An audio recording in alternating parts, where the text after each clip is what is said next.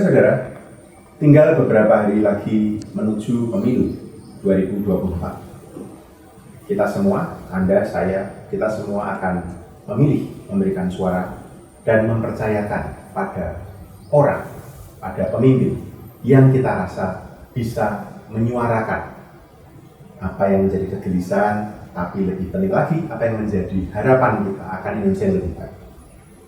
Episode Nalar kali ini agak berbeda dari episode-episode lainnya. Kami akan berbincang-bincang bersama kru Nalar. Bersama saya ada Mbak Rosa, Direktur Eksekutif Nalar, ada Mas Joko itu Knowledge Manager di Nalar, ada Mbak Ani, peneliti, dan ada Mas Yose, peneliti sekaligus fasilitator di Nalar. Kami akan berbincang-bincang mengenai debat.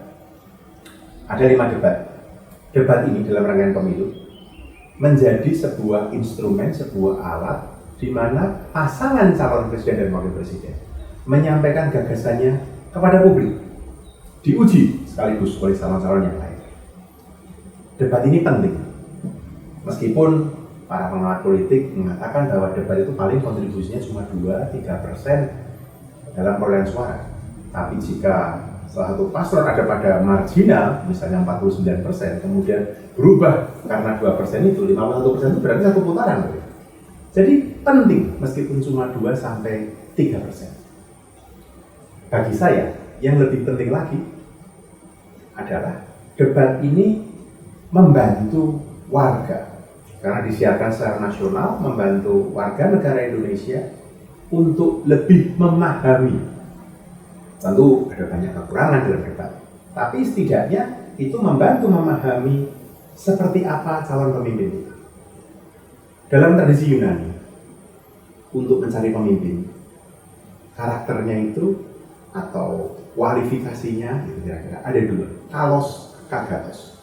Kalos kagatos itu kira-kira dalam bahasa Indonesia adalah yang elok, yang baik, tapi sekaligus mampu.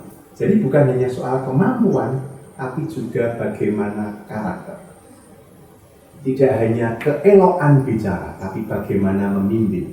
Nah, debat ini dengan segala kekurangannya mencoba melihat.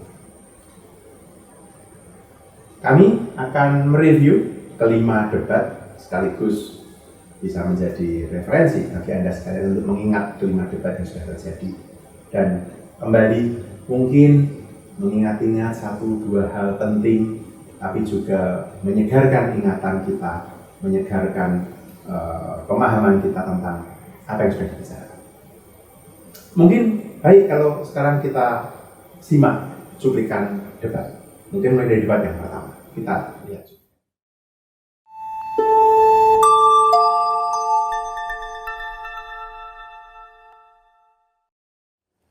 Negara hukum menempatkan hukum sebagai rujukan utama untuk memastikan hadir rasa keadilan, memberikan kebermanfaatan, dan memberikan kepastian kepada semua. Kami menempatkan hukum, HAM, perbaikan pelayanan pemerintahan, pemberantasan korupsi, perlindungan terhadap semua kelompok di masyarakat sebagai sesuatu yang sangat penting. Dan itulah di sana kita memperhatikan nasib para guru, termasuk guru agama. Insentif kepada mereka kita berikan agar mereka bisa mengajarkan budi pekerti yang luhur dengan moderasi agama yang ada. Bapak Ibu, cerita ini belum cukup. Segi perspektif, ya. Baik, waktunya habis. Kami berikan kesempatan kepada calon presiden nomor urut 2 untuk menjawab selama 2 menit. Waktunya dimulai dari sekarang. Jadi Mas Anies, ya memang suatu perkembangan politik itu ada beberapa segi perspektif, ya. Jadi tim saya, para pakar hukum yang mendampingi saya menyampaikan bahwa dari segi hukum tidak ada masalah. Masalah yang dianggap pelanggaran etika Nah, kita sudah tadi menyaksikan sedikit cuplikan dari debat 1. Joko, menurutmu gimana debat 1? Topiknya cukup banyak ya kan? Gimana menurutmu? Kita akan mencoba melihat ya dari 3 hal. Substansi, artikulasi, dan lalu implikasinya kita. Gimana menurutmu debat 1? Ya, terima kasih Mas Jan. Saya kira debat pertama ini isunya sangat strategis sekaligus sensitif ya bagi semua pihak. Ini kan kalau kita sampaikan ada pemerintahan, hukum HAM, pemberantasan korupsi, peningkatan layanan publik, dan terakhir tentang kerukunan warga. Mari kita lihat dari kandidat pertama Anies ya. Secara substansi saya lihat Anies secara keberpihakan hukum dia clear akan diarahkan kemana, keadilan dan kepastian, dan salah satu cara mengikatnya adalah bagaimana aparat penegak hukum atau APH itu menjadi entitas yang harusnya melaksanakan itu. Tetapi tentu selain itu Anies juga mencoba menempatkan hukum itu tidak hanya sebatas yang mengatur kekuasaan gitu, tapi juga bagaimana dia bisa melayani gitu. Saya lihat substansi ini sangat kuat di kandidat pertama Anies Baswedan. Nah, kalau yang kedua di Prabowo. Implikasi sekaligus latar militer tentu mewarnai gagasan Prabowo. Ini bisa kita lihat Prabowo mencoba menempatkan kepentingan nasional, kedaulatan bangsa negara itu begitu dominan di substansinya gitu ya. Dan selain itu Prabowo mencoba mengelaborasi, membela hukum dan lain sebagainya itu lebih smooth gitu. Nah, kita tidak tahu kenapa kemudian ini dielaborasi. Jadi salah satu substansi yang luar itu tidak secara tegas penegakan atau penyelesaian HAM, tapi pelayanan, peningkatan pelayanan. Itulah secara substansi dia mencoba merepetisi pemerintah sebelumnya, ada kinerja yang bagus sehingga perlu ditingkatkan itu. Dan Prabowo juga menekankan pemimpin ini menjadi keteladanan di semua aspek itu, dan harapannya pemimpin juga menjadi entitas yang tidak hanya menghubungkan intermediari aktor, tapi patuh dan juga keteladanan untuk rakyat. Kalau kita beralih ke Ganjar, salah satu kekuatan substansi Ganjar saya kira dia lebih spesifik terhadap subjek hukumnya. Misalkan Ganjar mengulas misalkan tadi dari budi pekerti dengan guru bahwa ternyata etik hukum itu juga bisa lewat pendidikan gitu. Beberapa kasus misalkan keadilan hukum untuk para pelayan di sektor publik gitu. Nah, Ganjar mencoba mengelaborasi, dan saya kira salah satu yang juga ditekankan Ganjar secara substansi selain penegakan hukum dan HAM, penyelesaian dan poin substansi yang menurut saya juga penting adalah government. Ganjar mencoba melihat hukum ini juga harus punya kelembagaan dan tata kelola yang memadai. Kurang lebih itu substansinya, Mas. Jadi kalau Anies bicara lebih banyak mengenai penegakan hukum, Prabowo bicara pelayanan, Ganjar bicara lebih banyak mengenai subjek dan tata kelola. Oke. Menarik ini. Yos, kan kamu belajar mengenai tentang politik ya kan? Gimana kamu melihat analisisnya? Coba gimana? Mungkin aku ingin meng-highlight bagaimana Anies itu langsung menyerang di debat pertama ini. Langsung menyerang? Karena di debat pertama ini merupakan akumulasi dari dinamika politik yang terjadi sebelum adanya debat ini. Karena mungkin kita tahu Prabowo dan Gibran itu dia tidak pernah atau jarang sekali untuk menghadiri acara-acara publik. Dan di debat capres pertama ini adalah akumulasi dari mungkin keinginan masyarakat untuk melihat Prabowo Gibran itu tampil di publik gitu.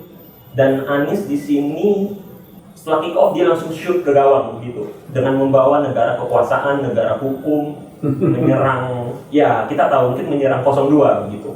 Sementara Prabowo di sini terlihat mempertahankan bahwa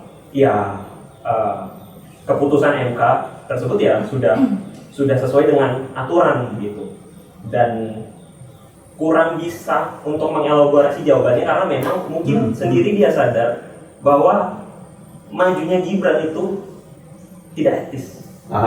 Oke. Begitu. Pendukung 02 itu tahu sebenarnya, tapi memang denial aja. Nah, Tahu sementara tapi denial. betul. Sementara Ganjar ini terlihat bermain di tengah karena mungkin terlihat bahwa Ganjar ini bermain aman gitu. Karena karena di debat pertama ini terlihat runcing sekali antara 01 dan 02. Mungkin begitu. Oke. Ros, kamu setuju nggak tadi yang diomongin Yose? Kamu psikolog kan? Kamu kan belajar psikologi. Wah bener serang-serangan kayak gitu. Baik, dari kacamata saya masih ada sebagai orang yang belajar psikologi tentang apa yang disampaikan oleh Anies, Prabowo sama Ganjar. Memang kalau di psikologi kan ada beberapa bentuk-bentuk kepribadian gitu. Ada yang pragmatis, koleris. Apa itu? Sama melankolis. Nah, yang saya lihat ini kalau Anies memang dari awal dia sangat menurut saya membawa nilai-nilai yang mendalam. Jadi kalau melankolis itu lebih dia berakar pada nilainya, terus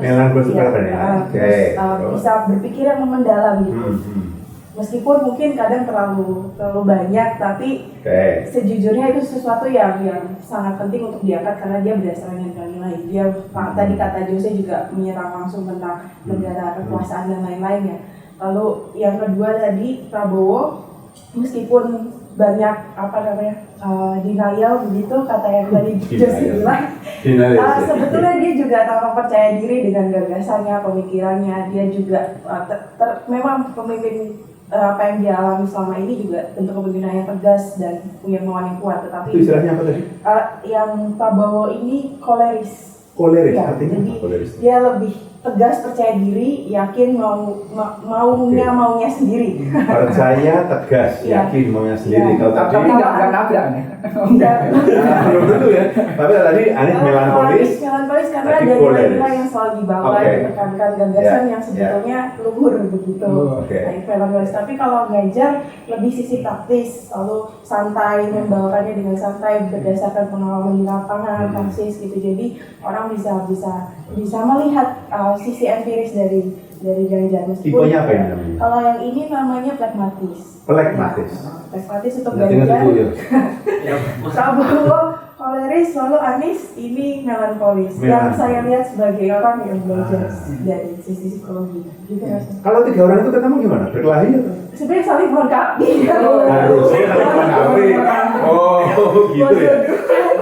Kalau saling melengkapi 5 tahun 3 presiden. Tapi pasti ada sisi-sisi yang tidak cocok juga. Misalnya kalau koleris orangnya cenderung praktikal, langsung bergegas gitu ya. Koleris. Tapi kalau pragmatis ini memang apa butuhnya secara pragmatis, apa yang dibutuhkan, jadi praktis. Jadi omongan-omongan yang dia sampaikan itu lebih kayak dia pengalaman pribadi, pengalaman langsung di lapangan maksudnya.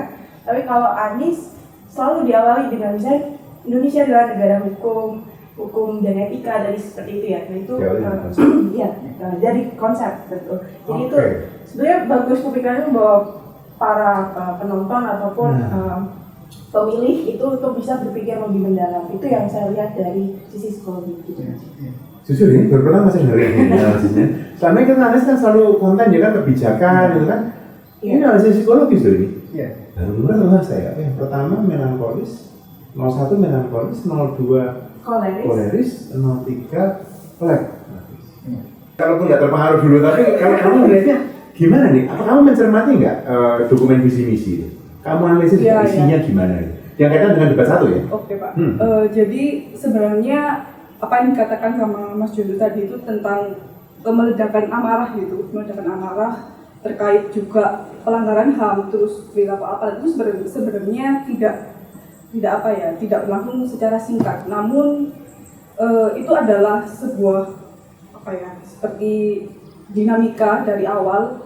Yang itu kita bisa lihat dari misalnya indeks demokrasi kita dari satu dekade terakhir dari tahun 2010 sampai tahun 2021 itu cenderung stagnan. Indeks demokrasi stagnan. Nah, sejumlah pakar bahkan menganggap ini tuh sebuah flawed demokrasi. Flawed demokrasi. Artinya demokrasi yang cacat gitu ya. Yes, data dari Economist Intelligence Unit itu dari tahun 2021 itu Indonesia cenderung mengalami penurunan indeks demokrasi dari skor 52 ke 54 di tahun 2021 gitu. Juga tadi sempat di-highlight bahwa ini juga kan topiknya mengenai korupsi misalnya gitu.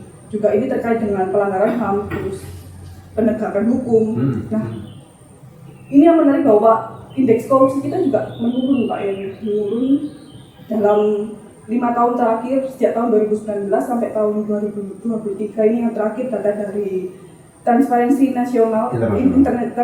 Internasional bahwa indeks korupsi kita juga menurun. Jadi itu sangat relate adanya gelombang amarah atau gelombang demonstrasi, terus protes ketidakpuasan. yes. Ya. Oke. Saya kira ini data yang menarik yang jadi sampaikan Ani ya Pak ya. Kalau kita melihat bahkan tadi saya sepakat dengan Ani, kenapa dalam konteks ini Anies di posisi oposisi dalam arti mengkritisi pemerintah. Kalau kita lihat periode pertama, salah satu semua hampir keputusan lembaga hukum MA/MK itu bernilai positif. Artinya hampir tidak ada gejolak ya.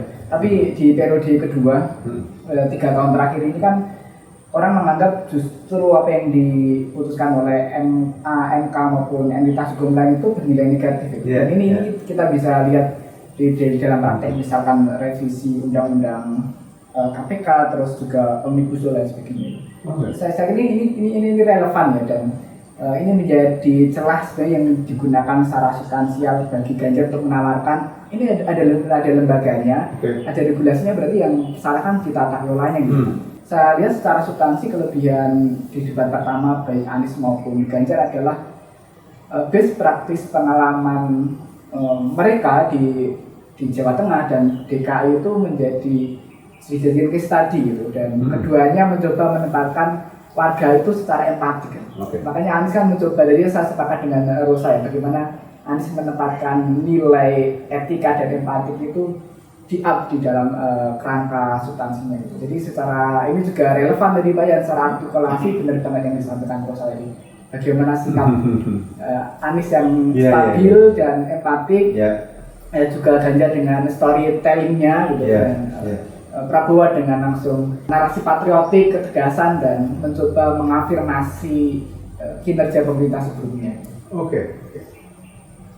Kalau kita melihat tujuan debat adalah untuk menyampaikan gagasan dan juga membuat orang itu ngerti pemimpinnya.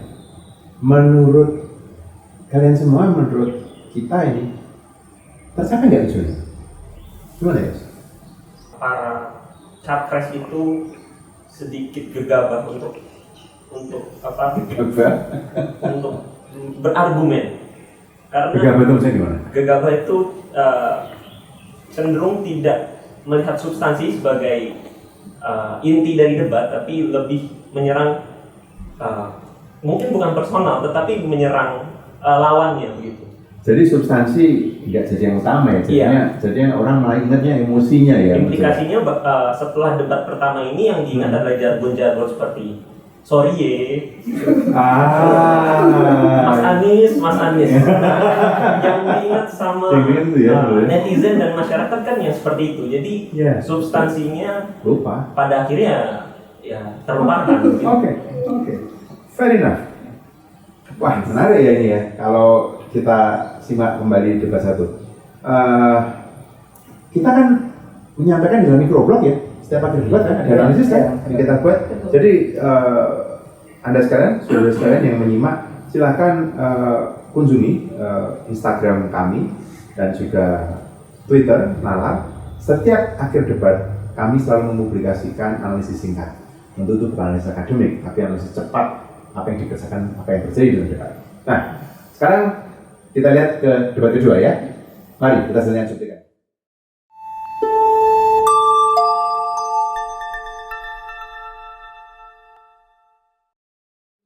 Gempuran resesi global, perang dagang, konflik geopolitik, rata-rata pertumbuhan ekonomi negara kita tetap resilient di rata-rata 5%. Masalahnya apa? Masalahnya banyak korupsi dan inefisiensi di sektor-sektor pertumbuhan ekonomi, yaitu sektor konsumsi, belanja pemerintah, ekspor impor dan investasi.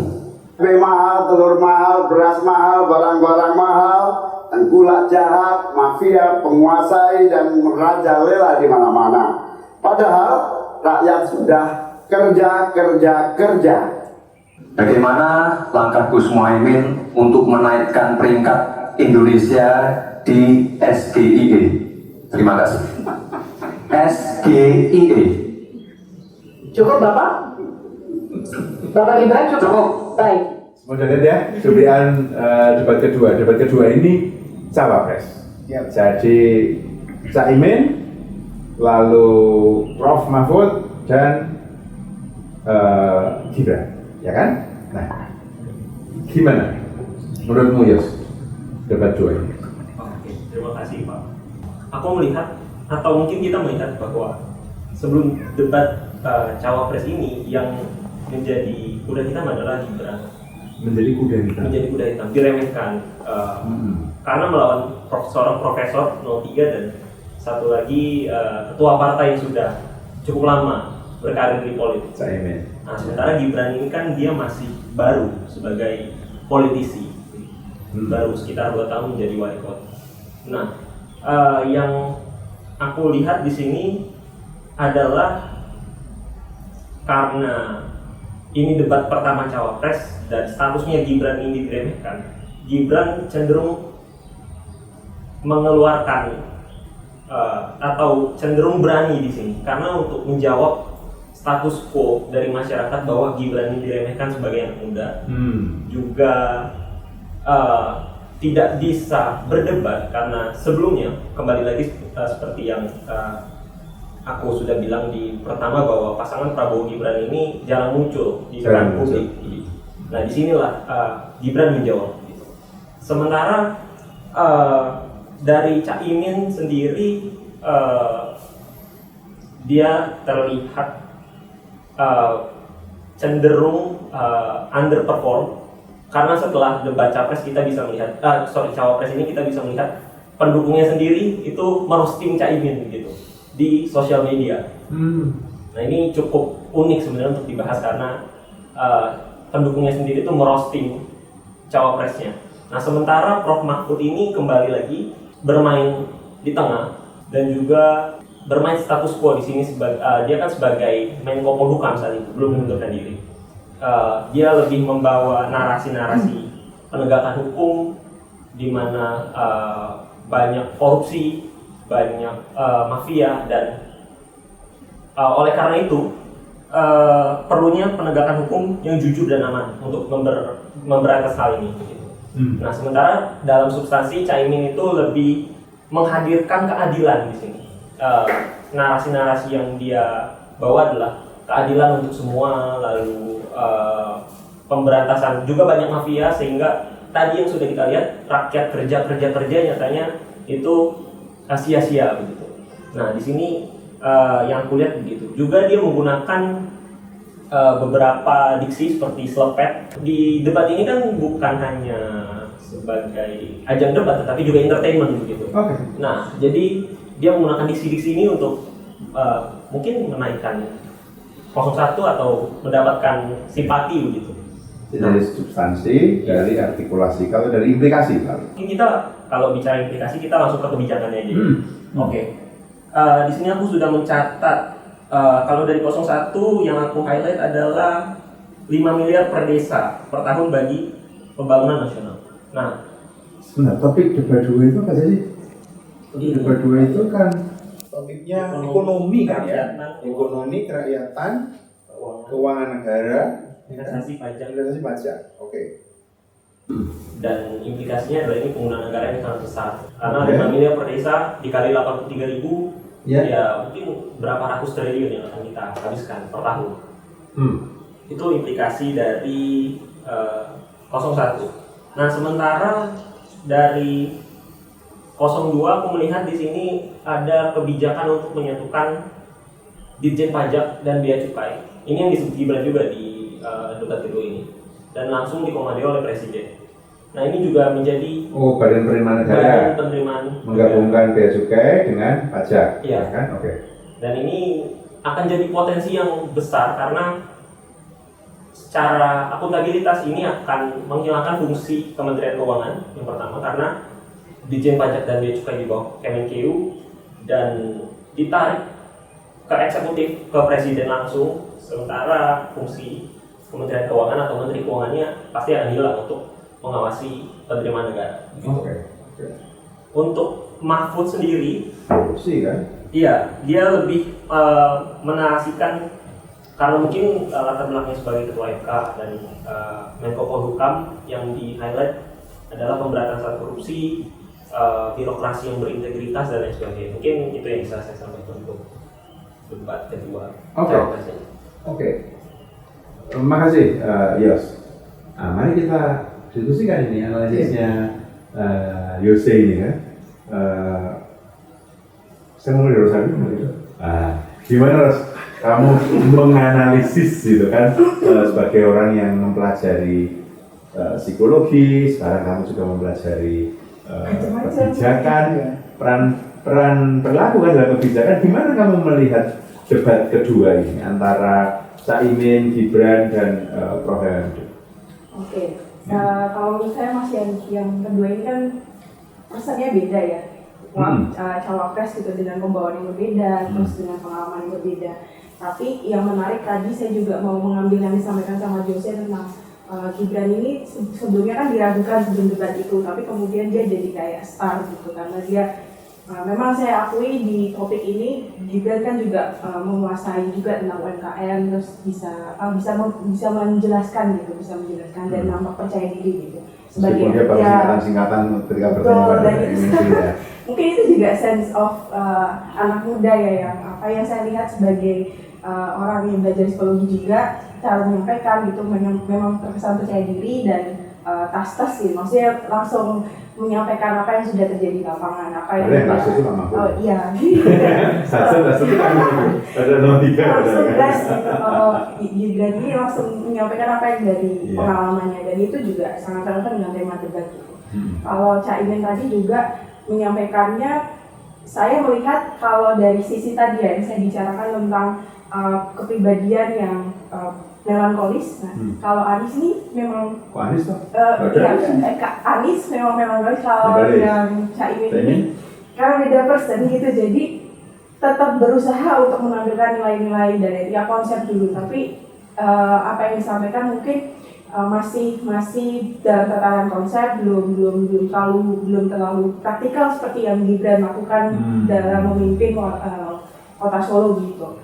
Mahfud mungkin dari kacamata hukum dan lain-lain dan hubungannya dengan pembangunan ekonomi. Tapi saya sepakat juga kalau di debat kedua ini yang cawapres ini masing-masing juga mendukung tentang peningkatan SDM dan infrastruktur gitu Pak. Jadi ada topik di mana semuanya oke gitu. Ya. Tentu beda beda kepribadian juga. Di debat kedua ini tetap saya merasa bahwa yang Gibran ini dengan percaya diri tegas gitu, salah tapi tetap jalan gitu, atau menyampaikan dengan singkatan-singkatan seperti itu juga mungkin itu juga salah satu strategi debat yang dia coba untuk lawannya gitu. Iya, saya ingat ya di debat itu kan Gibran nanya ke Caimin mengenai SGIE, harusnya SGIE. Jadi pada SGIE. Itu mungkin logat Solo Pak ini. Oh, logat Solo. Karena British. Dan dia menanya ke Pak Mahfud mengenai carbon storage kan? Oke. Tadi menurut gitu ya? Iya, menurut saya. Dari sisi substansi nyampe nggak? Coba. Kalau saya kira secara substansi topiknya banyak ya. Topiknya banyak, tantangan yang debat ini kan topiknya banyak dijadikan satu ya Pak. Tapi kalau kita lihat sebenarnya saya sepakat dengan Rosa tadi, ada kesepakatan di ketiga kandidat itu memang di pembangunan SDM itu memang ditempatkan di sektor dulu kan, dengan pengembangan pendampingan dan sebagainya itu. Walaupun kemudian juga akhirnya karena isunya banyak, infrastruktur jadi tumpang tindih gitu. Tapi kalau kita melihat relevansi substansi, kalau tadi Prof. Mahfud seperti yang disampaikan Joseph fokus ke integritas dan sebagainya, ini kan juga keluar di debat sebelumnya bahwa salah satu implikasi kebijakan yang diusulkan adalah misalkan membuat undang-undang perampasan aset kan yang sekarang macet gitu kan. Nah ini kan sebenarnya elaborasinya saya kira masih bagus secara substansial di debat pertama dan kedua. Dan salah satu ide yang menarik di debat kedua ini kan kalau kita melihat dari tata kelola kelembagaan atau kebijakan publik kan tadi ada usulan mengeluarkan atau membuat badan baru secara kementerian yang menggabungkan pajak lain sebagainya. Ini kan sebenarnya eksperimen kan juga banyak. Saya dulu masih ingat Mas Irwan di Kompas dengan salah satu perspektif di saya merasa kok itu desa diomongin. Secara konseptual saya kira itu pembaruan gagasan ya bahwa setelah ini kan status quo-nya Kementerian Keuangan kan kayak sangat powerful ya kalau omongannya orang-orang. Kemudian kan ada tier 1, 2, 3 dan itu kayak Kementerian Dewa gitu. Sultan, Kementerian Sultan. Saya kira secara konseptual ada substansi yang bagus di debat ini. Tantangannya adalah gimana merealisasikannya gitu. Iya.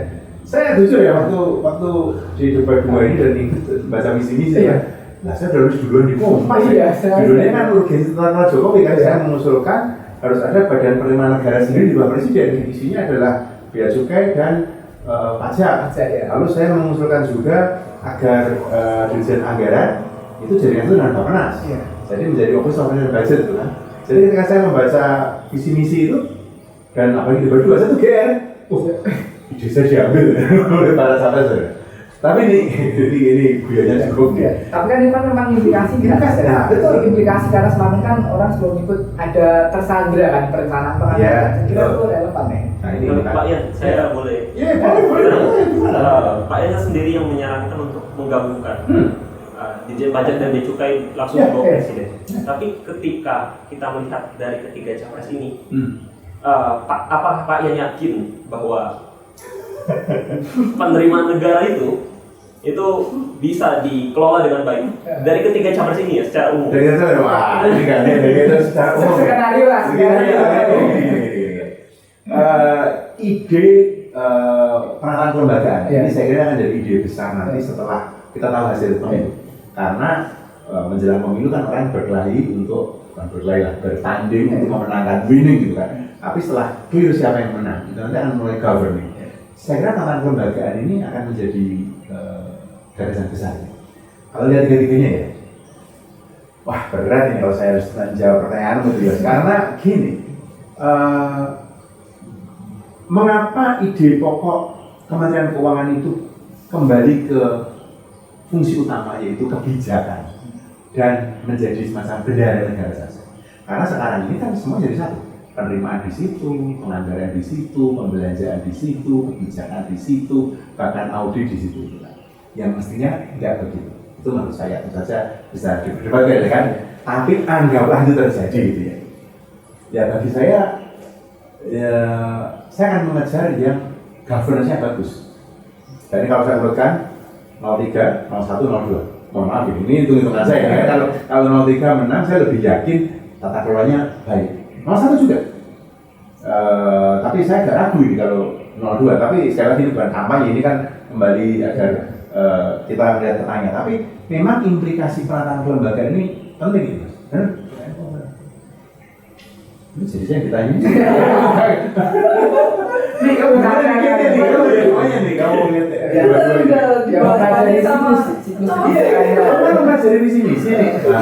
jadi nggak tahu saya kemarin itu cuma menyoroti yang SGIE tentang SGIE itu. SGI itu kan ada di jajaran sekolah jadi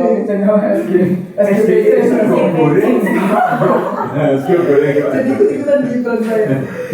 SGI itu kemarin mungkin itu jadi sebenarnya jadi strategi debat mungkin ya Pak, yang untuk menjebak lawan agar tidak bisa menjawab pertanyaan. Jadi bukan substansi ya, tapi iya betul. Yang sama berarti dengan CSS itu ya, account storage itu ya. Dinaikkan ke Prof Mahfud untuk menjebak, bukan untuk mencari substansi. Dulu kan pernah dilakukan Jokowi gitu waktu debat. Jokowi pernah menggunakan singkatan itu kan waktu lalu. Dia menggunakan unicorn. Oh iya unicorn. Oh iya betul. Iya. SGI itu kan singkatan State of the Global Islamic Economic. Nah itu sebenarnya kan kalau disingkat itu kan ekonomi syariah. Iya betul. Ekonomi syariah. Tapi si Gibran, ya begitulah. Mungkin ada gimmick-gimmicknya juga ya Pak Yan, atau dia sengaja untuk memperkeruh suasana gitu. Sebenarnya kalau misalnya Tujuan apa pendapat Anda mengenai ekonomi syariah dan itu sebenarnya kan bukan topik baru dan itu kan sudah banyak studinya dan sebagainya. Nah itu mungkin ya bisa lah dijawab oleh ketiga kandidat itu, mungkin kayak itu ada sisi gimmick atau tidak ini apa, bukan tujuannya itu bukan untuk substansi atau polisi atau kebijakan itu, tapi untuk menyerang lawan. Oke, baik. Itu kedua ya. Jadi sekali lagi saudara sekalian, Anda bisa menyimak lagi sosial media kami di Nalar. Setelah debat 2 ada analisis singkat. Itu kira-kira ringkasannya. Dan tadi kita sudah memperbincangkan di sini mulai dari urusan substansi, debat 2 yang harusnya itu sangat luas. Ya kan, ekonomi keseluruhan, kita bicara keuangan negara, kita bicara apa lagi? Debat 2 itu ekonomi, keuangan negara, penerimaan, pajak, dan bagaimana ternyata Ani bilang dalam artikulasi tidak hanya ke substansi tapi dipakai untuk nyerang. Jebakan begitu Pak. Jebakan. Oke, menarik. Meskipun secara implikasi kita mesti mikir ya. Nanti kalau beneran menang, implikasinya apa itu? Kita. Oke, sekarang kita bisa coba ke debat ketiga. Kita simak cuplikan debat.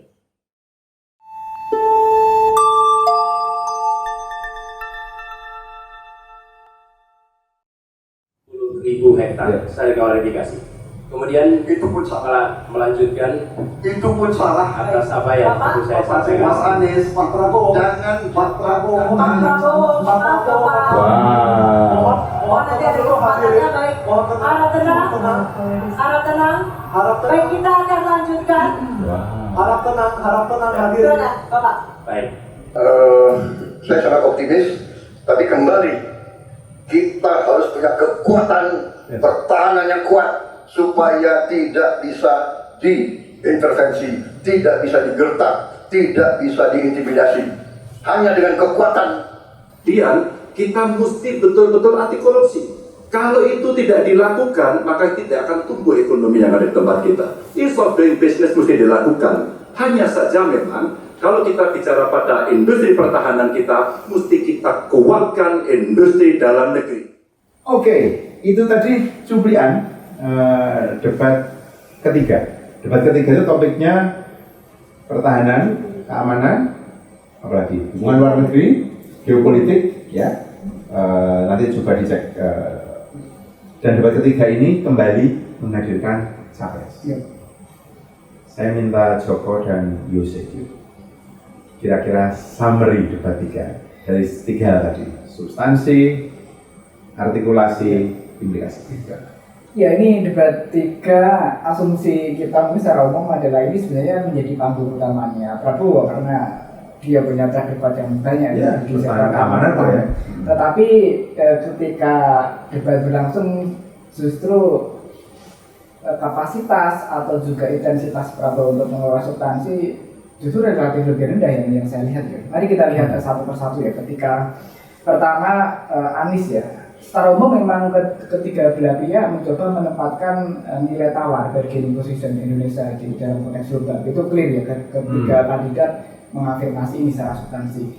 Nah, salah satu karakter substansi yang sangat ditonjolkan Anies di sini adalah bagaimana diplomasi itu tidak hanya hard power lewat pembangunan infrastruktur senjata, tapi soft power. Makanya kan Anies mencoba mengelaborasi diplomasi kebudayaan dengan diaspora, UMKM, dengan culinary gitu kan. Ini kan pendekatan yang coba ditawarkan di Anies dan memang juga Anies menekankan kompleksitas geopolitik global itu menuntut pemimpin selain punya etik juga dia harus evidence based gitu, karena informasi yang sangat besar tentunya.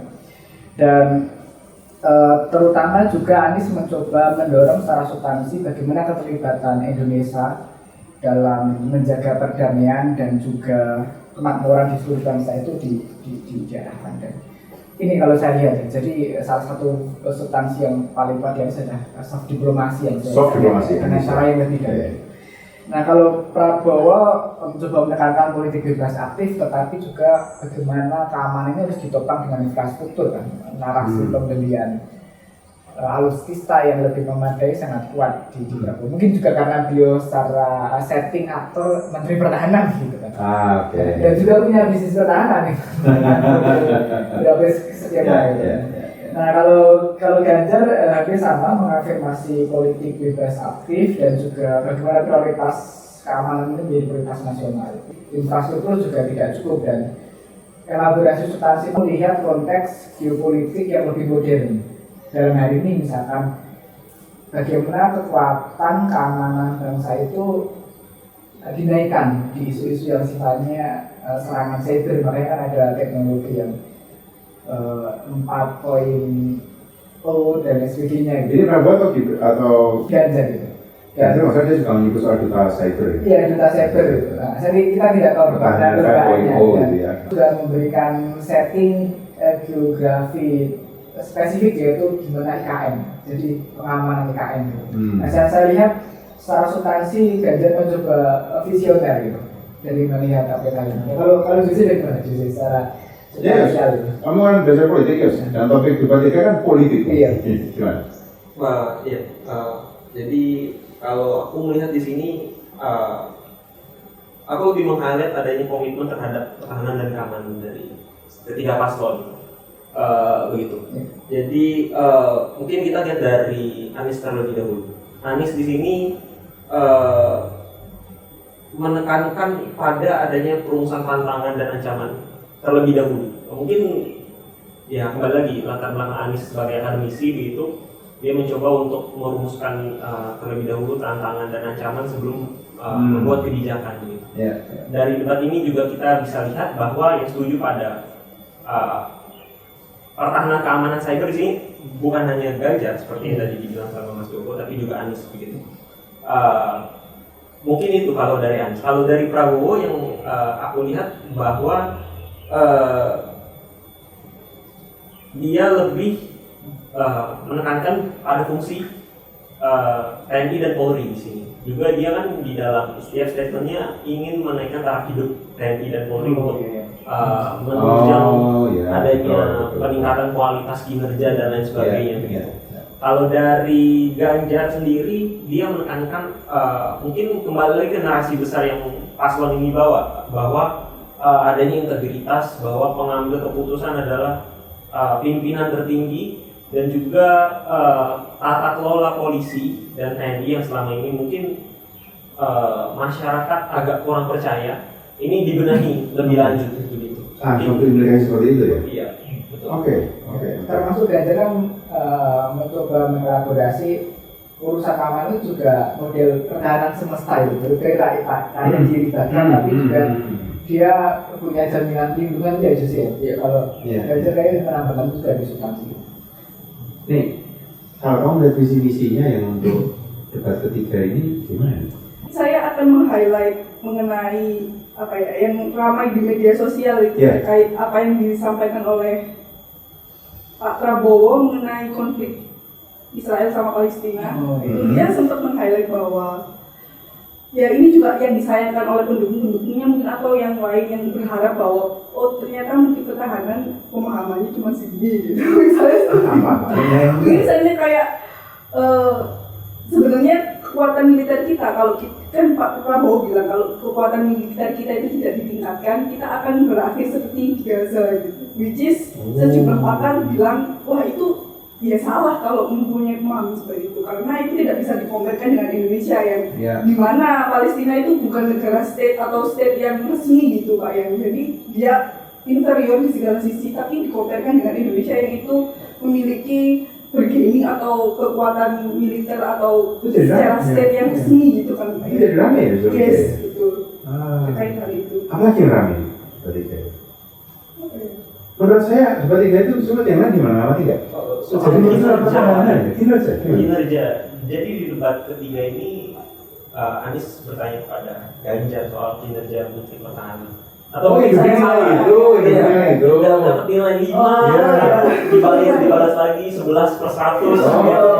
Oke, menarik. Ros, debat tiga ini menurutmu ya lebih banyak substansi atau emosi? Tadi kan debat satu Ya saya penilai ya debat satu sama-sama presiden ya, penilai emosi kan ya debat satu. Debat tiga ini gimana? Menurut saya tadi saya juga lihat di cuplikan video itu sebenarnya justru lebih banyak emosinya. Masih banyak emosi lagi ya? Karena di sini Prabowo tadi yang saya sempat sampaikan di awal kan dengan pribadi seperti itu justru lebih memuncak di sini gitu karena juga di bidang dia kapasitas dia sebetulnya. Jadi kayak misalnya tadi ada pemaparan data yang salah gitu oleh Prabowo terus oleh Anies langsung dikoreksi gitu. Oleh Rizky. Iya, begitu Pak. Jadi langsung disampaikan, langsung dipatahkan gitu atau langsung dilawan gitu. Nah, itu menunjukkan juga sisi emosional ya yang saya lihat di debat ketiga ini gitu. Dari salah satu cuplikan video gitu. Tapi ya tidak bisa dipungkiri juga mungkin itu dari pengalaman Pak Prabowo yang juga dari Menteri Pertahanan gitu dengan bidangnya yang cukup luas dan ekstentif tentang geopolitik, jadi dia juga bisa sangat percaya diri, tapi juga ada sisi emosionalnya. Benar nggak kemudian? Ini agak saya yakin mau tahu juga itu kan. Kalau orang kemudian menilai secara emosional, apakah emang kelihatan tuh secara emosional nggak stabil Pak Prabowo? Berarti kayak nggak apa-apa ini sih Pak ngomong ini. Oh, enggak ada kabar. Kalau dari cara penyampaian yang saya lihat di sini memang emosional ya. Karena kalau Anies jelas dia secara akademisi jadi secara struktur gitu dia menyampaikan dengan baik, basic data dan lain-lain. Tapi kalau Pak Prabowo menurut saya masih terpacu dengan emosi ketika juga langsung dia konfront gitu. Dan itu kelihatan juga bahwa mudah terpancing emosi. Sulut emosi. Kalau ya dari kedua belah pihak. Kalau tadi juga disampaikan kalau yang paslon 3 Pak Ganjar itu lebih menjadi jalan tengah atau di tengah-tengah mereka. Oke. Jadi sesungguhnya gitu ya. Memang kelihatan ya soal emosi. Karena kalau dari vibes ya Pak. Dari vibes. Dari pembawaan, dari apa yang bisa ditangkap oleh para pemilih dan penonton.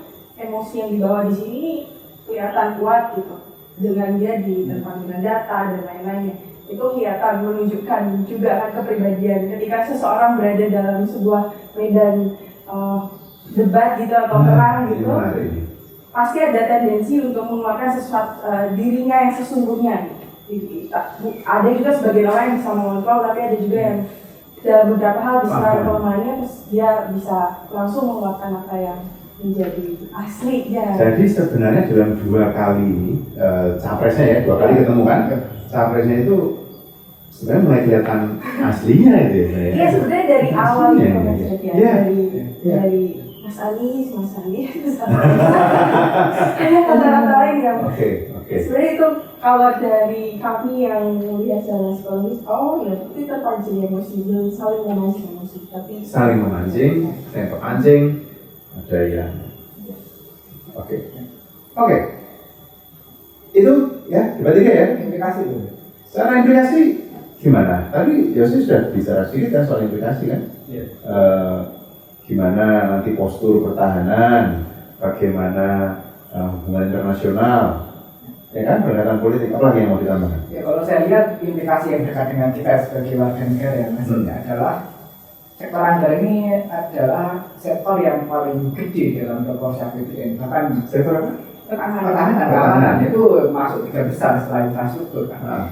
Nah ini kemudian menjadi merefleksi kita sebagai warga karena akan dalam arti semua program itu kan pada akhirnya kan diberikan pelayanan masyarakat. Ini kemudian menjadi potensi talur nanti. Maka prioritas kita itu untuk pertahanan, keamanan infrastruktur atau sektor dulu yang lebih substansial misalnya pendidikan, kesehatan dan sebagainya. Saya kira ini perlu kita refleksikan bersama sebagai warga yang langsung akan mendatangkan layanan itu secara keseharian kita. Artinya ke depan kita mesti lebih cermat. Karena kalau nggak salah argumen yang dibawa oleh Pak Prabowo adalah karena minimum essential force itu belum tercapai kan, maka mau ditingkatkan. Tapi kalau kita mau fair, sebenarnya Ganjar juga mengatakan yang sama dalam visi misi. Yang nggak bilang itu sama Mas Anies, ya kan? Artinya dua-duanya Mas Ganjar maupun Pak Prabowo ini bicara mengenai minimum essential for change. Saya bisa membayangkan ya, negara segede Indonesia itu jumlah kapal selam itu berapa yang operasional? Iya. Berapa pesawat tempur yang benar-benar apa namanya operasional yang bisa kita pakai? Tadi Mas Dendi bilang apa tadi? No utang, no usang ya. Iya. Artinya nggak membeli barang bekas tuh kan? Iya. Itu nanti perlu kita cermati itu semua karena postur anggarannya pasti itu akan ada dampak sana. Iya, walaupun kedua, kalau saya lihat ketiganya juga sepakat bahwa berarti kan harus ada penguatan industri dalam negeri. Oh iya, berarti kan pasti. ini kan soal R&D kan ya, dan lagi-lagi R&D kita juga rendah kan secara anggaran. Ya. Oke, itu debat ketiga. Sekali lagi silakan simak di Instagram dan Twitter Nalar. Setelah debat ketiga ada analisis yang tadi sudah coba dielaborasi sedikit di dalam episode kali ini teman-teman. Tapi silakan saudara sekalian simak di Instagram dan Twitter Nalar microblog mengenai analisis dari debat ketiga. Sekarang kita coba simak cuplikan debat keempat. Ini debat kedua Cawapres. Penyanyi sudah ketawa duluan. Mari kita simak dulu. Debat keempat. Silakan.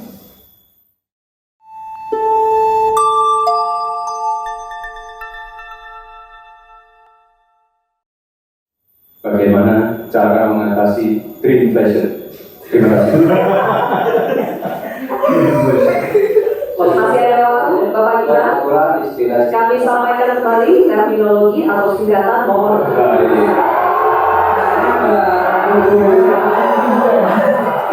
Silakan dilanjutkan. Masih ada waktu. Ini tadi tidak saya jelaskan karena kan beliau kan seorang profesor. Kebijakan diatur saja jatahnya. Di sini kan harus ada data. Kecenderungannya di sini begini, kebijakannya harus begini. Kecenderungannya di sini begini, kebijakannya harus begini. Nah itulah yang kita pahami tentang ekonomi hijau. Lebih produknya sehingga bukan harga tawar kita naik, malah kemudian kita menjadi korban dari policy kita sendiri. Oke, tadi kita sudah simak cuplikan dari debat 4. Debat 4 itu topiknya itu beragam, pembangunan berkelanjutan, ya kan? Lalu ada lingkungan hidup, sumber daya alam, energi, desa, masyarakat adat, pangan, ya kan? Topiknya apa ya? Nih, saya mau dari kamu nih. Gimana nih kamu melihat debat 4 dari 3 kerangka tadi? Substansi, artikulasi, lalu integrasi. Baik Pak Yan, sebelumnya saya mau merangkum tiga-tiganya itu sebenarnya memiliki kesamaan yang itu tidak jauh berbeda. Misalnya ketiga-tiganya juga meng-highlight mengenai keseimbangan antara lingkungan dan keterhubungan antara lingkungan dan manusia. Yang itu mungkin cuma beda kayak penamaan aja. Misalnya Pak Imin itu bilang kalau itu butuh etika lingkungan, keseimbangan itu. Tapi sebenarnya ketiga-tiganya itu menyoroti hal yang sama, yaitu keberlanjutan lingkungan, tapi juga tidak mengabaikan aspek-aspek sosial seperti itu. Kemudian juga yang saya soroti juga ada di debat keempat kemarin itu mengenai reforma agraria. Reforma agraria betul, itu juga bagian debat 4 ya. Betul. Nah, Pak Mahfud menjelaskan kalau reforma agraria itu ada 3 kan, ada redistribusi tanah, legalisasi, dan pengembalian. Pengembalian. Yes, dan pengembalian klaim atas hak tanah itu atau restitusi itu. Nah, si Cak Imin bilang kalau misalnya pengembalian atas hak tanah itu atau reforma agraria itu tidak sama dengan sertifikasi, which is betul karena kita tidak bisa menyelesaikan konflik agraria dengan hanya memberikan sertifikasi, karena sertifikasi itu sebagai bagian dari kewajiban negara yang memang untuk memberikan lahan itu kan memang harus ada sertifikasi. Nah, tapi untuk menyelesaikan mengenai masalah ketimpangan, konflik adat itu tidak bisa diselesaikan dengan hanya sertifikasi tanah, yang itu juga di-highlight oleh Cawapres 2 kan, bahwa kita harus sertifikasi tanah. Cawapres ke-3 dan 2 itu memberikan solusi bahwa kita harus meneruskan RUU Masyarakat Adat dan RUU Pertahanan gitu. yang pertanahan pertanahan itu kan yang tadi pertanahan yang itu tidak dibahas oleh cawapres 1 ya, tapi lebih diberikan solusi oleh cawapres kedua dan ketiga seperti itu. Mohon maaf lagi. Dan yang tadi itu menarik mengenai artikulasi greenflation. Greenflation itu kan sebenarnya inflasi hijau, dan saya kemarin juga baru membaca Pak ya. Apa sih greenflation itu? Ya itu kemarin itu setelah debat ini itu banyak pembahasan mengenai greenflation karena itu termasuk topik yang baru dan istilah-istilah asing gitu ya. Gibran bilang bagaimana cara mengatasi greenflation, yang itu sebenarnya kan intinya adalah inflasi. Inflasi itu kan banyaknya demand tidak sesuai dengan banyaknya demand tapi sedikit supply gitu. Tapi kalau inflasi hijau itu berarti barang-barangnya itu barang-barang hijau atau barang-barang ramah lingkungan yang menjadi langka gitu. Tapi permintaannya banyak. Nah, sebenarnya yang menarik dari greenflation ini adalah ini sebenarnya tidak begitu signifikan terjadi di Indonesia karena Indonesia sendiri masih sedikit menggunakan barang-barang yang tanda kutip barang-barang hijau atau barang-barang ramah lingkungan ya. Greenflation sendiri itu sebenarnya banyak terjadi meningkat terjadi di negara-negara Eropa sedang menggalakkan transisi hijau dan juga barang-barang hijau itu sendiri. Nah, sejumlah pakar bilang kalau misalnya daripada greenflation kita lebih mengkhawatirkan mengenai fossil inflation seperti minyak bumi. Terus sebenarnya di Indonesia sendiri itu bukan greenflation yang harus di highlight, tapi fossilflation seperti itu. Ada hal yang berbeda. Ada fossilflation ya. Keterlangkaan atau keterbatasan sumber daya alam seperti minyak bumi itu kan yang lebih yang sebenarnya yang terjadi di Indonesia saat ini ya, seperti itu. Lalu gimana mengenai artikulasinya, cara mereka menyampaikan gagasan-gagasan? Seperti debat yang cawapres sebelumnya, Gimana? Pak Gibran tetap membuat narasi-narasi atau istilah-istilah yang sulit dan baru seperti greenflation, terus LFP ini juga tadi itu apa ya Pak? Lithium ferrofosfat. Nah itu kan bagaimana cara Anda tidak ditanyaikan ke cawapres pertama ya, Anda tidak setuju, apakah Anda tidak setuju nikel padahal kita penghasil nikel terbesar. Nah berarti kan si Pak Gibran ini setuju akan nikel itu tadi, dan itu sejalan sebenarnya sama visi misinya beliau atau visi misinya 02 secara keseluruhan. Kalau kita tuh harus hilirisasi.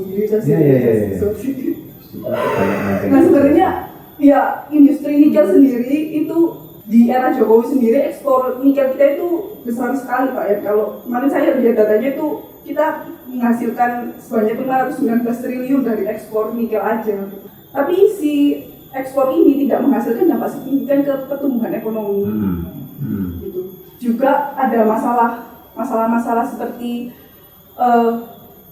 kesejahteraan masyarakat sekitar yang tidak membaik secara signifikan. Itu kan hilirisasi nikel itu ada di 3 provinsi ya. Kemarin itu saya lihat itu ada di Sulawesi Utara, Sulawesi Tengah, Maluku Utara. Nah itu 3 provinsi itu cenderung mengalami pertumbuhan ekonomi sebanyak 15%, tapi malah data dari BPS tahun 2023 lalu itu ketimpangan dan kemiskinan masyarakat di sekitarnya itu naik. Ya, oke. Jadi dari sisi artikulasi tetap saja jahil ya menggunakan istilah istilah. Implikasi ada nggak yang dilihat? Kalau implikasi sendiri, I don't know, karena ini mungkin transisi energi itu sebagai bagian dari rencana pemerintah sendiri, dan itu butuh komitmen yang sangat kuat. Selain itu menurut saya masih jauh untuk pemerintah sendiri berkomitmen atau menggalakkan transisi energi sendiri, karena kita selain kita menghasilkan tambangan batu bara yang cukup besar, kita ketergantungan yang cukup besar di situ, dan menurut saya masih jauh dari Jadi transisi itu masih berat ya? Masih berat untuk Oke, Indonesia. Oke, itu peramangan Ani ya. Gimana menurut Yose, menurut Joko sebelum Rosa? Debat 4 ini. Ya, Karena topiknya beragam banget ya kan? Iya benar. Tapi kalau secara substansi ya Mas Yan ya, di Nara kan kebetulan kita mengembangkan foresight ya. Iya. Salah satu fase horizon scaling itu kan menentukan wildcard, sesuatu yang berubah, mengidentifikasi yang kemungkinan terjadinya kecil tapi berdampak gede dan driver of change atau penggeraknya. Dan saya kira isu energi kelangkaan itu kan memang jadi driver perubahan untuk pasca 2025 kan, energi terbarukan. Saya kira ini isu-isu yang signifikan ke depan gitu. Dan sayangnya memang secara substansi elaborasi ini masih terbatas ya.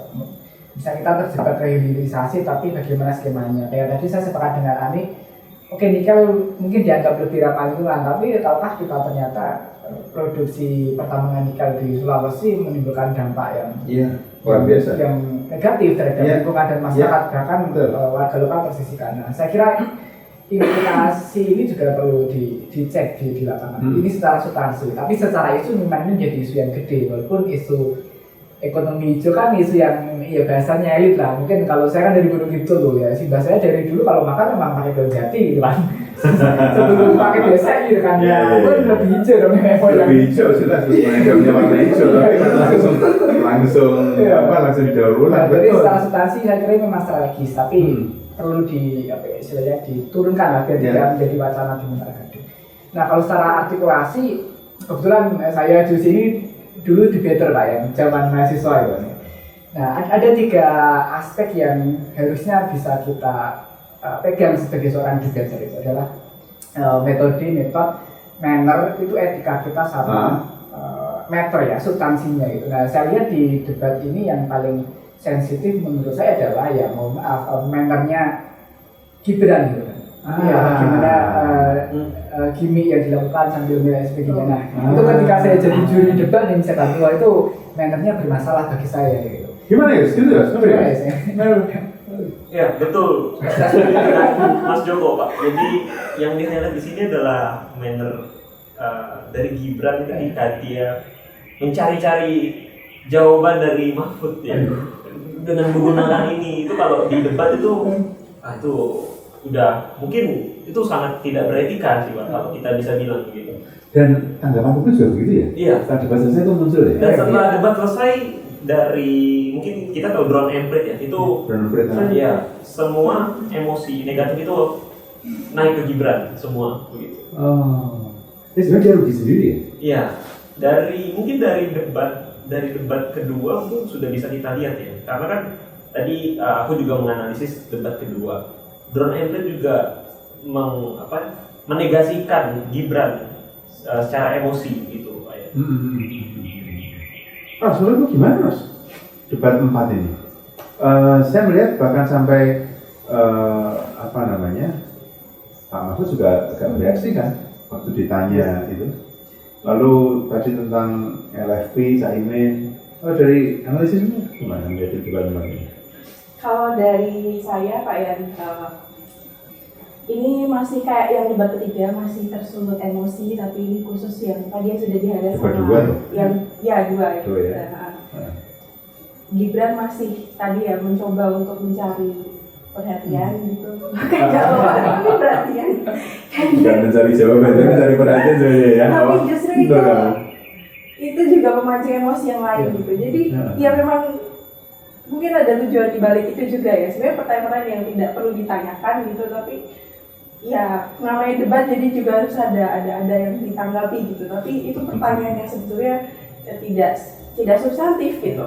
Lalu tadi nyambung yang dikatakan Joko tadi tentang tobat ekologis ya, itu tadi saya mau menyoroti tobat ekologis ya? Itu kapan nggak?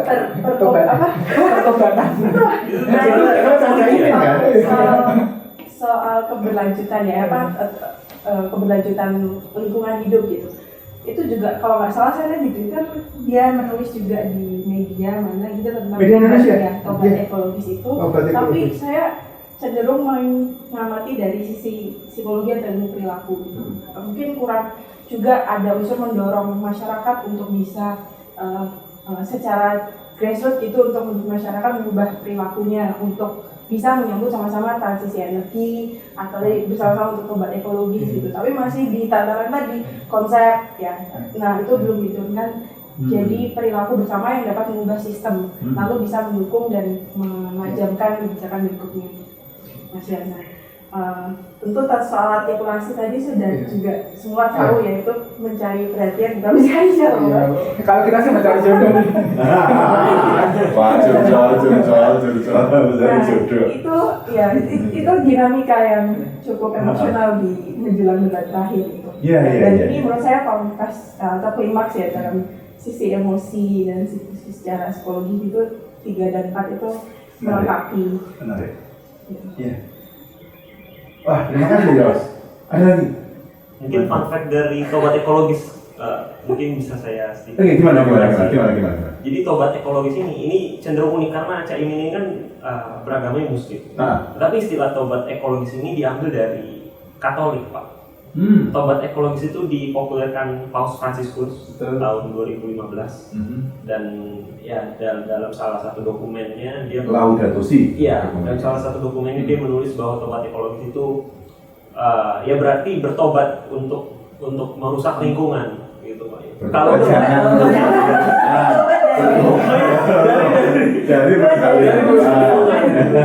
ada 7 poin tapi saya agak lupa poinnya tapi kembali ke hati nurani lagi, lalu ya intinya membersihkan diri.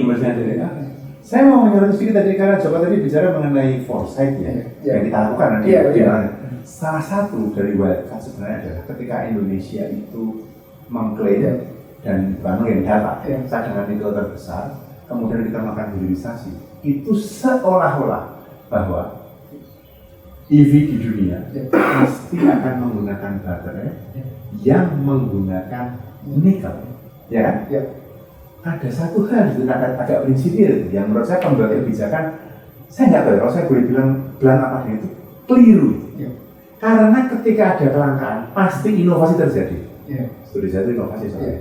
Jadi ketika Indonesia mengklaim semua di dunia akan tergantung pada Indonesia, loh memangnya negara lain mau? Enggak, mereka mengembangkan teknologi lain.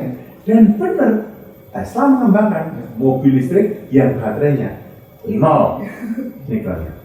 Tadi pakai LFP, lithium ferrofosfat, ya kan? Dan ini catatan penting loh bagi pembuat kebijakan untuk memahami foresight. Habis kita promosi kan soal foresight ini.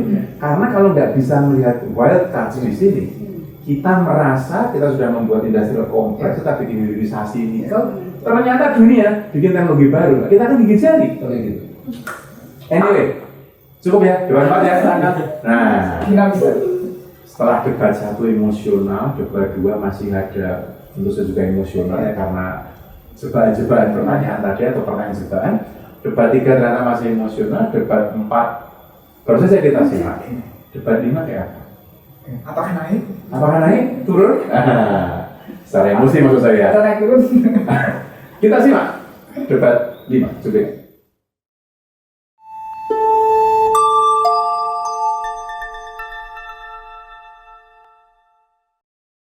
Akan menyerap semua hasil panen para petani dan nelayan. Ini akan meningkatkan pertumbuhan ekonomi kita.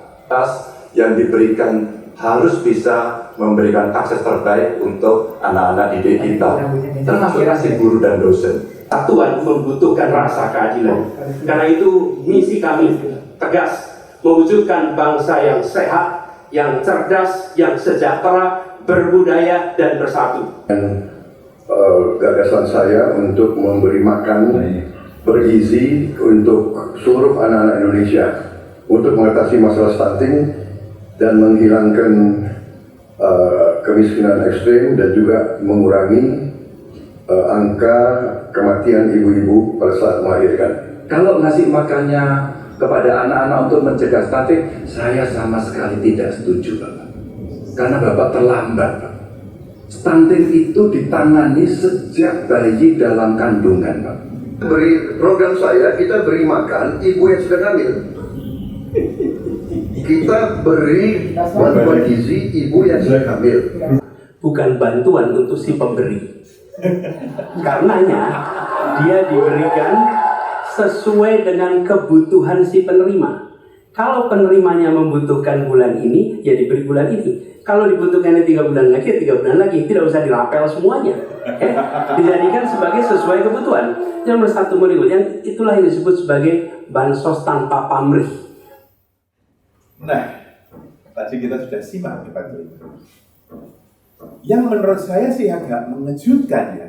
Karena debat 1 sampai debat 4 itu efek jahilnya ada, efek jebakannya ada, emosinya, dan debat 5 terasa datar.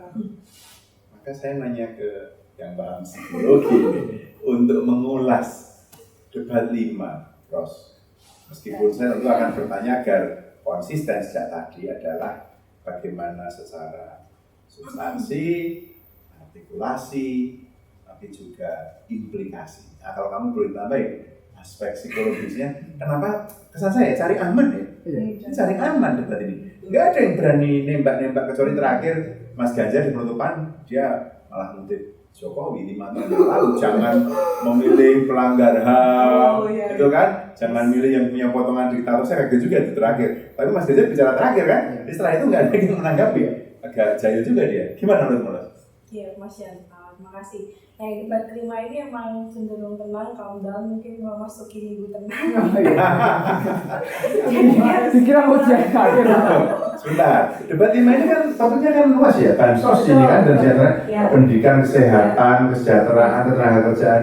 Dan waktu itu nalar, kita baru saja bikin juga kan acara peluncuran output bansos. Gimana? Ya, dan ini yang debat 5 sebenarnya semuanya menyentuh sisi manusia semua, untuk manusia, pendidikan, kesehatan. Nah, dari sisi substansi mungkin saya tiga isu ya, masih kesehatan, pendidikan, sama bansos tadi. Nah, kesehatan itu kan tadi kita sudah lihat sendiri ya di debat itu bahwa ada stunting yang disampaikan sama Prabowo itu sebetulnya dia mungkin selit pertanyaan ya, jadinya tidak menjawab apa sih sebetulnya yang bisa ditangani dari isu stunting. Harusnya memberikan gizi sejak dalam kandungan ibunya. Maksudnya adalah baik untuk bisa mencegah angka kematian ibu, tapi dengan jawaban memberikan makan gratis, dan itu ada berapa kali dia menyebutkan karena makan itu sudah ada di hitungan dan Komnas kalau nggak salah.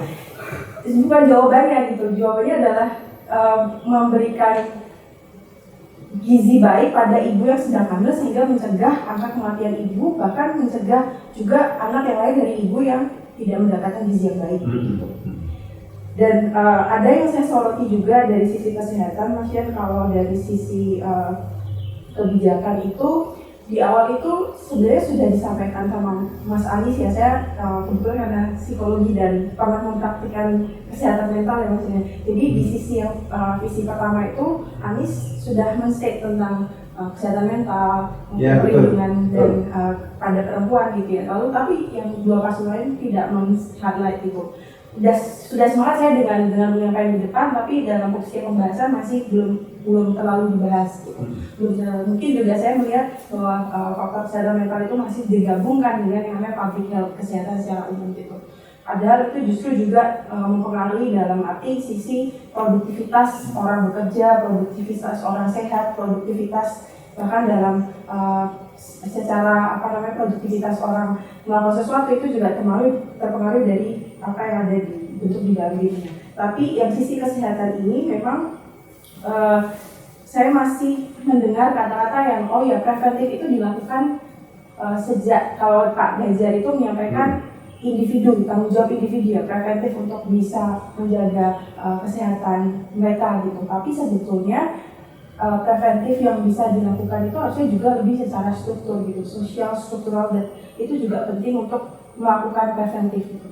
Dan apa yang saya pelajari selama itu ya preventif, promotif, dan juga kuratif. Tapi pemerintah masih dari sisi kuratif, ada situasi apa langsung melakukan sesuatu gitu. Tapi tidak dalam sisi promotif dan preventif itu tidak ditekankan sekali gitu. Misalnya ketika ada kasus-kasus kekerasan pada anak dan perempuan itu langsung pada kuratifnya gitu, tapi pencegahannya misalnya promotif, misalnya meningkatkan kesadaran masyarakat, melibatkan banyak tenaga kesehatan atau tenaga profesional di bidang kesehatan, psikolog, psikiater untuk mencegah misalnya angka bunuh diri, angka orang yang mengalami kekerasan itu juga bisa mengakibatkan bunuh diri karena memang tidak ada akses, tidak ada secara sistem didukung secara penuh untuk mengakses itu gitu. Oke, Ros, tadi kan dari sektor kesehatan ya. Hal yang lain yang menarik apa? Dari sektor pendidikan, saya melihatnya dari setiap paslon itu pasti punya penyampaiannya sendiri-sendiri. Yang pertama, Pak Ganjar itu menyebutkan liberalisasi pendidikan. Nah, itu saya sepakat sekali karena mungkin juga terkait dengan isu yang sedang terjadi pinjol untuk biaya pendidikan. Itu seperti mengkomersialisasi pendidikan. Bagaimana skor bisa naik kan kalau pendidikan diliberalisasi, bagaimana etikanya bisa bertumbuh dan berkembang kalau ternyata masih ada liberalisasi. Jadi masalah etika muncul lagi deh. Ya, karena itu berasal dari pendidikan juga. Terus kemudian Anies itu juga, saya sepakat sekali bahwa selama ini dosen itu masih terjebak dalam administrasi, jadi kurang memberikan kesempatan bagi dosen untuk memberikan kualitas pendidikan yang layak karena masih tersandra oleh administrasi di kampus, tidak diberikan ruang ekspresi yang bebas sehingga tidak bisa mendidik dengan dan sesuai dengan kualitas pendidikan yang diinginkan oleh kita gitu. Ada hal yang mungkin terlewat di sisi pendidikan, salah satunya adalah faktor kekerasan pada anak atau bullying. Itu saya belum melihat itu muncul dari paslon menyebutkan hal itu. Padahal itu sebetulnya sangat penting karena itu juga sudah dimulai sejak anak sekolah dari dini. Bisa saja mempengaruhi etika dia nanti berkembang dan banyak pihak. Saya juga lihat di debat kelima ini kan juga ada panelis psikolog ya. Jadi pasti dia memberikan pengamatan yang cukup baik itu di sisi itu dan itu belum terlalu dibahas. Lagi-lagi itu juga tidak aspek yang kurang dibahas. Bagaimana orang dibully itu ada menyebabkan kesehatan mental dan juga produktivitas dia belajar dan lain-lain itu tidak dijadikan bahan. Lalu juga ada pendidikan etika mungkin juga tidak disebutkan di dalam konteks pendidikan yang diubah untuk Indonesia ke depan itu menjadi hal yang mungkin sebetulnya bisa diangkat di situ. Masih pada sifat tadi pekerjaan seorang dosen atau misalnya tadi satu keluarga satu sarjana dan juga liberasi pendidikan, tapi aspek yang juga mendasar tadi kasus-kasus bullying seperti itu. Lalu dari sisi artikulasi atau delivery ya, tadi sebetulnya saya juga sempat bahas juga tentang debat pertama ya bahwa figur ini capres yang 1, 2, 3 ini konsisten menunjukkan kepribadiannya yang tadi saya sampaikan.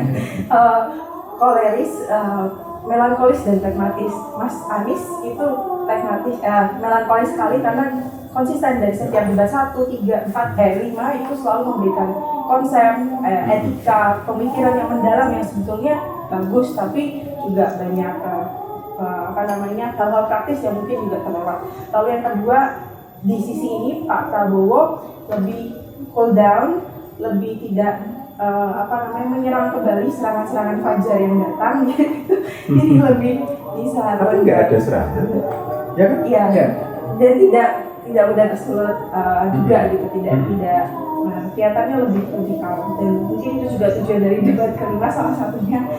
Lalu kalau Pak Ganjar selalu menunjukkan pengalamannya di lapangan sebagai gubernur dan itu menurut saya sangat empiris dan bisa dilihat oleh pemilih juga bahwa dia punya pengalaman di bidang-bidang yang dijadikan bahan perdebatan. Salah satu implikasi adalah tentu kemudian membuat snack dari kebijakan itu. Misalkan salah satu implikasi yang dikeluarkan soal kerentanan pekerja yang diafirmasi semua kandidat termasuk narasi liberalisasi yang kemudian naik lagi. Ini kan punya implikasi politis ya. Secara politisnya adalah kita akan bertanyakan bagaimana keberpihakan negara atau biasanya bagaimana relasi pasar negara pendidikan tinggi. Nah ini secara politisnya ya, ekonomi politik spektrum ideologi kita akan dipertanyakan secara politis mau kemana itu. Nah implikasi teknokratisnya adalah kalau kita lihat kenapa biaya pendidikan itu mahal adalah dulu tahun 90-an itu alokasi kontribusi negara terhadap pendidikan tinggi masih di angka 80%-an. Pasca 2000 dari PTN ke BUMN itu turun menjadi sekitar 55%. Sekarang semua kan jadi PTNB ya, perguruan tinggi badan hukum. Yang itu sebenarnya kan sangat corporate university, sangat berorientasi pasar. Kayaknya saya sempat sama Rosa di liberalisasi, komersialisasi. Dan tahukah kita kontribusi negara itu sekarang hanya 35% terhadap alokasi pendidikan tinggi. Itulah salah satu riset yang dikeluarkan Bappenas dengan judul The Center of Excellence memberikan critical review. PTNBH itu justru menekankan beban pendapatannya itu dari UKT mahasiswa itu lebih dari 50%. Ini kan punya indikasi anggaran berarti yang harus diprioritaskan. Saya kira itu, dan kita juga harus melihat bahwa perlu intervensi atau program yang ketika biaya pendidikan tinggi naik ternyata ada stagnansi upah. Kompas seminggu ini full mengulas itu kan. Nah, berarti ada indikasi ketenaga kerjaan juga, Mas Jan. Saya kira ini perlu dielaborasi program teknisnya. Kenapa Yos sama Anik tadi visi tentang Dr. tadi apa? Mungkin saya ingin meng-highlight dari sisi bantuan sosial sih, karena ini kan kita juga membahas. Iya, itu yang bahas kesejahteraan sosial itu betul. Dan ini kan kalau dari Outlook-nya Nala, kemarin kita sempat rilis policy Outlook bekerjasama dengan Tempo.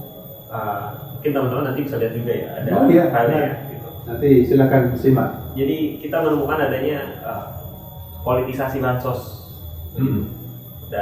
Itu secara politis, tapi secara kebijakan bansos ini saya pikir tidak dikeluarkan di saat yang tepat gitu. Dan ini yang dibahas oleh Pak Anies di debat kali ini, dan ketika ditanya oleh Ganjar gitu Pak. Kalau saya lihatnya itu ya, itu kayak voli atau bulu tangkis di atas sepak bola, diberi umpan lambung oleh Ganjar, langsung di smash oleh Anies. Iya kan? Betul. Bansos itu kan? Ya ini mungkin mirip seperti debat ketiga saat nilai. Saat nilai 5 ternyata 11 tapi dari ini 100. kebalikannya Pak. Kebalikannya. Ketika Ganjar bertanya ke Anies begitu. Mungkin bansos seperti itu. Dari sisi substansi saya kira memang ini kan sangat human centered ya kan. Saya masih bertanya-tanya memang. Dan tadi Rosa mungkin memberi sedikit hint ya, meskipun nggak sangat jelas ya, mengapa debat 5 ini plain. Satu sisi positifnya adalah kalau bicara banyak substansi, tapi orang menunggu debat kelima dikira kan klimaks gitu ya, ternyata anti klimaks. Kalau menurut kamu gimana? Apakah memang cari aman atau gimana? Lebih jelasnya ya. Tadi kamu sempat nyinggung sebentar tapi. Iya, mungkin kalau menurut saya kan kalau dari sosial media sekarang juga melihatnya itu anti klimaks ya. Kayak misalnya beberapa kali Prabowo dan Gibran itu tampil dengan lebih banyak tersebut pada emosi begitu. Tapi mungkin itu dengan cara untuk menarik publik juga bahwa ya apa yang sudah mungkin ada yang kekeliruan dan lain-lain itu bisa menjadi saat yang tepat, momentum yang tepat untuk meminta maaf, untuk bisa lebih mengklarifikasi hal-hal yang mungkin dianggap kurang pas. Tapi juga di sisi lain kalau saya lihat yang pasal 1 sama pasal 3 itu juga tidak saling menyerang seperti debat-debat sebelumnya, malah juga saling menyetujui banyak hal-hal yang disetujui di debat itu. Saya itu terima WA setelah debat berakhir itu kan, FGD malam ini sudah selesai ya. FGD ternyata membahas debat kan. Ada lagi yang mengatakan ini bukan debat tapi ini podcast. Podcast ternyata. Tapi itu juga mungkin salah satu cara untuk menarik perhatian, bukan hal-hal yang sifatnya konfrontif atau vokal begitu, tapi sifatnya lebih substantif atau mengalah, turn down gitu, itu juga bisa menarik perhatian publik. Kalau dari tujuan debat untuk membuat publik mengenal, debat kelima ini gimana? Orang bisa mengenal paslon? Kan tujuan debat begitu. Atau gini deh, kalau sudah debat kelima ini kan, kalau kita review di debat 1 sampai debat 5 gitu ya, kan tujuannya adalah agar publik makin mengenal paslon, cara berpikirnya, substansi, ya kan, cara menyampaikan, artikulasi, dan lalu implikasi nanti kalau dia memimpin gimana? Tercapai nggak tujuannya? Gimana? Coba. Ya, kalau saya lihat secara substansi ada kelebihan di debat 5, tapi artikulasinya menjadi sangat dinamis sih. Kurang dinamis bagi saya, dan ini kalau dalam kayak momentum ini kelinanya tidak debat gitu. Kalau keseluruhan 1 sampai 5? Keseluruhan kamu lihatnya? Kalau secara keseluruhan saya kira kita ada kemajuan gitu, karena sebelum debat kan banyak forum-forum publik yang digelar semua kandidat ya. Dan saya kira kita punya istilahnya ya, level demokrasi yang relatif naik. Tetapi kita juga harus sensitif, misalkan di debat kelima itu orang Jawa nyebutnya mangku ya. Mangku itu kan mangku itu yang bahasa Rusa tadi godon. Itu kan mangku kan sebenarnya mematikan orang dengan cara dipupuk gitu ya. Iya. Nah, dipupuk, diangkat dijunjung, mati. Ini sebenarnya belum mati di ketika dua sisi, dan kita juga harus ingat kalau kita merefleksi debat terakhir, justru ketika dinamika itu keluar secara bertahap, emosi, gagasan itu sering ketahuan akan terdistribusi secara rata. Nah, kalau di akhir senyap seperti ini seperti kalau kayak gunung berapi kan, jangan-jangan tersumbat tuh tampangnya, dan ini akan meledak di akhirnya. Kita harus melihat ini juga komparasi ke 2019 ya. Saya kira ini perlu kita lebih sensitif melihat ini. Gimana nih? 1 sampai 5, menurutmu tujuan debat itu tercapai nggak? Karena debat itu bagian dari sebuah kampanye, rangkaian kampanye agama. Menurutmu tercapai? Mungkin bagi sebagian ini ya, kelompok misalnya kalau akademisi atau orang-orang yang ada di Menara Ganding itu mungkin akan tercapai, tapi apa efeknya untuk orang-orang grassroots atau masyarakat di bawah mungkin tidak akan signifikan terjadi, karena karena mungkin efeknya cuma 10% untuk menaikkan elektabilitas ya Pak. Nyampe malah. Tidak orang sampai. bilang 2 sampai 3, 5 udah tinggi banget itu.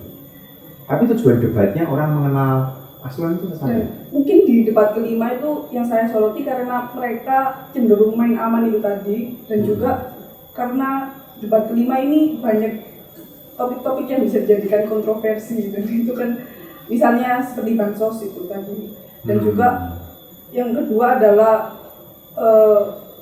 kalau dari segi substansi ya Pak Yan, Pak Yan juga sering bilang kan kalau kebijakan yang baik itu didasari oleh riset atau bukti yang ilmiah. Nah, itu juga terlihat itu di debat kelima. Misalnya tentang stunting itu, kalau Pak Prabowo bilang kasih makan di padahal itu kan bukan cara mencegah stunting tapi malnutrisi gitu. Misalnya kalau kita membuat kebijakan yang tidak didasari oleh riset atau ilmu pengetahuan yang benar, itu kan juga salah kaprah gitu. Kita ingin mengatasi stunting tapi itu cara mengatasi malnutrisi kan. Dan kedua adalah sebenarnya stunting itu kan masalah yang kompleks sih, tidak hanya kesehatan kan, tapi juga kebudayaan. Misalnya kita tahu ada pernikahan dini gitu, terus yang root cause-nya itu adalah kemiskinan. Nah itu kan artinya debat 5 kita kelihatan ya calon mana yang pakai data, mana yang tidak gitu ya.